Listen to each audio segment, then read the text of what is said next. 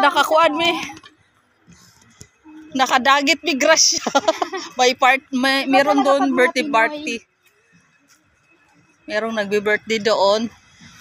Napadaan lang kami. Ayan, binigyan kami. Saan tayo? Ayan dayo, may lamisa doon. Anong may lamisa? Wala. Sa ilalim ng puno, malapit sa lifeguard. Doon tayo.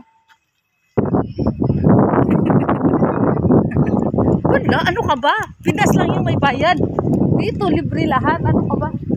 Walang entrance. O pag gumamit ka ng lamisa, walang bayad. Bayad na naman siya.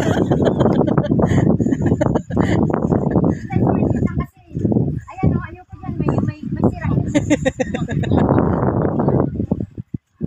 Ano, buo na ba? Buo na ba yung desisyon mo dito? Dito tayo? Yes, dito na tayo.